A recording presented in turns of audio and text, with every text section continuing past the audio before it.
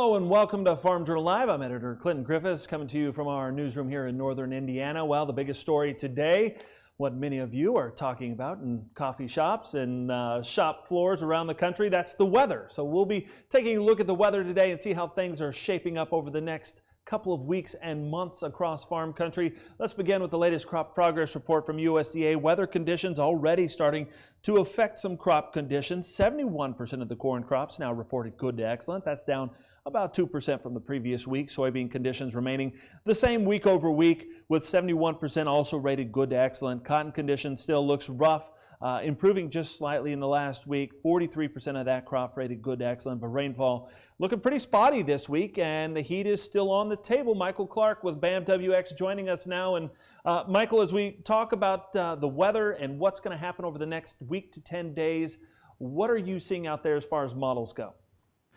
Well, I'll tell you, the latest runs in the past 24 hours have remarkably trended quite a bit wetter. Okay. And big changes too, because I mean, this time last week, we were going into the weekend thinking, man, we really, these are dry model runs, they're hot. We need to watch these very closely. And now we're taking that ridge that was once over, Missouri, Illinois, Indiana, and we're shoving it back into Kansas and Oklahoma. So it's a big change here with these new model runs. Now we've got a couple of maps that you've been focused on. Let's talk through those. We'll pull those up as you go. Yeah. So we have the first map is a 7-day temperature change, and it's basically what this map is, the latest GFS forecast just in. And this map shows us just how much cooler the model has trended from just 12 hours ago. So we can see a lot of the blues there illustrating, taking the heat out of this forecast. And this is, again, a pretty significant change, because now what we're doing is we're not only taking the heat out, but the other map that we have here is a 7-day rainfall forecast map from that latest GFS. And it's really giving folks, quite a bit of rainfall, and especially in areas that are mattering the most here in the Eastern Corn Belt. It's a big deal. So these latest runs, we look at rainfall like from Illinois, central Indiana, and even places like central and northwestern Ohio, advertising a widespread 1 to 2 inches. Again, from 24 hours ago, these are drastically different model solutions, so much wetter than what we once thought. Yeah, and given the amount of heat, evapotranspiration we've been having out there in our fields with these crops, 1 to 2 inches could make or break us here as we go through the rest of this month. And of course, it's a key time, right? We're going to be pollinating a lot of this corn across the country. Yeah, it's, you talk about timely rain. I mean, it just doesn't get much more timely than this. Now, I will say the models, including the GFS, are still advertising a very hot back half of the run. Okay. They're still, after the weekend rain, they're still bringing that heat back in here, which is something that, we're not prepared to dismiss for the time being. Yeah, let's talk about that as we go through the rest of July and into August, because what we had seen and what we've been kind of planning for is a little bit hotter and a little bit drier here over the next month and a half. What are you seeing today as far as the models go? Yeah, I mean, with the exception of the forecast this weekend, a lot of indications are that we are going down this road of the developing La Nina. Okay. And the indicators is that this ridge and these waves of significant or somewhat significant heat, we're not really talking 100 degrees plus yet, but mid 90s and multiple days without rain can become problematic. But we believe a lot of that is going to dominate the July forecast, especially the middle and second part of the month. So I think we're still going to need to continue to watch things, because the hot and dry risks to the forecast are still certainly going to be present. This weekend is just offering up a pullback and a chance of rain that originally wasn't foreseen. The concern is that this pattern could have legs into August as that La Nina develops, and we would certainly need to watch that over the Great Lakes and the Eastern Corn Belt as time goes on. Yeah, when we talk about La Nina, generally we're talking, kind of this hotter, drier pattern there through the southern plains, and that's where we start to worry, right? That we're going to build this dome of hotter, drier air that kind of pushes and forces its way, further into the Midwest and starts to eat across those crops. Yeah, it hasn't been an incredibly wet pattern. I mean, people especially in the eastern grain belt, have been very dry. So we need the rain, and the tendency for the ridging, these domes of heat to develop over drier soils certainly is something we need to monitor. But you're right, that developing La Nina poses a great risk into August. The caveat to that is, very quickly, is that we also need to keep in mind that when these types of patterns develop, the tropics can also get very active, and hurricanes can become a big part of the risk to the forecast, especially in the eastern grain belt. So August, I think, can stay hot, and it can have its time of dry weather, but we got to watch the tropics as well, as we know how that goes. You get one of those up into the eastern grain belt, and it's a totally different ballgame. Yeah, totally different. We can kick off some of those afternoon showers. We can kind of start that monsoon season. Things can really fire up, and we can start to get rain a little more often than we expected even going into it. Yeah. As far as the rest of this growing season and on into 2020, any other big indicators or weather makers that you're going to be keeping an eye on? Honestly, the biggest thing is La Nina and its intensity.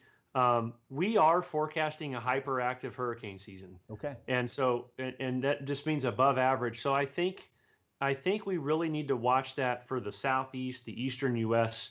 as we get into harvest time, to September into October. I think we really need to keep an eye out on the developing La Nina and the potential for the tropical storms. So that's kind of the focus going forward.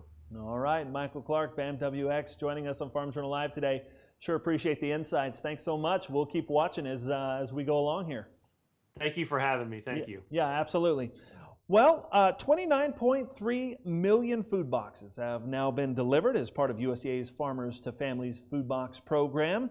The program has a department partnering with farmers, growers, distributors, and nonprofit organizations to ensure that Americans have access to the food that they need during the pandemic. Our very own national reporter Betsy Gibbon recently visited a food pantry in northern Indiana to see how that program is making a difference.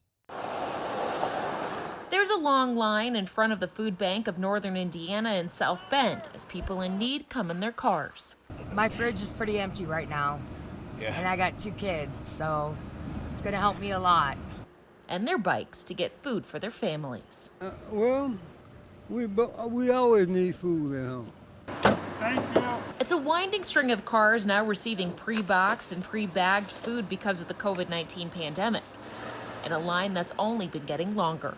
Our on-site pantry, which is the largest in our 6-county network, has seen a 300% increase since the beginning of the year. Luckily, this food bank, along with many others, is getting extra help during a time that's been difficult for many financially. This is what they're getting a box of today. The pantry is receiving the Farmers to Families food boxes, also known as harvest boxes, from USDA. It's part of the Coronavirus Food Assistance Program. USDA's Agricultural Marketing Service plans to buy up to $3 billion in fresh produce, dairy, and meat. They'll be provided throughout the end of August unless the department decides to extend it. At this pantry, there are 3 harvest boxes. One of them is a box of dairy, another one is a box of meat, and then we have a box of produce. But in addition to that, folks who come will also receive some grain and frozen eggs. Martinek says the food bank has distributed over 350,000 pounds of food through the Farmers to Families program within the last month. We get some very nice emails and phone calls with thank you that, I mean, they can make you cry. I mean, people are really grateful for them. She says the fresh products have been wonderful. Oftentimes when you go to a food pantry, you're not going to get milk. You're not going to get cream cheese or sour cream. As COVID-impacted people look for help, a hand up starts with their fridge. Yeah, mine's empty 90% of the time. So this will be a help. It'll be a Big huge help. help. Fresh food delivered from the farm to clusters of cars. Really great to receive it because I got 2 daughters, one that has autism, and they like the fruits and all that and the vegetables because it's good for them. Yeah, it's a blessing. Reporting in South Bend, Indiana, I'm Betsy Gibbon. All right, thanks, Betsy. Good stuff there. If you'd like to keep up with the very latest happening across the agricultural industry, including markets, weather, and any news that could impact your day-to-day, make sure you go over to agweb.com or follow us on a whole host of social media channels across the internet. For all of us here at Farm Journal, I'm Clinton Griffiths. I hope everyone has a great afternoon.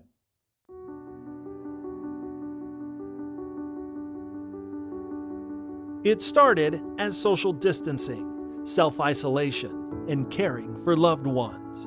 A time for agriculture to be proud, to be essential. Now, it's changing. While states start to reopen and jobs resume, out here, the clouds are building. The path is uncertain. It's not the first time, it won't be the last.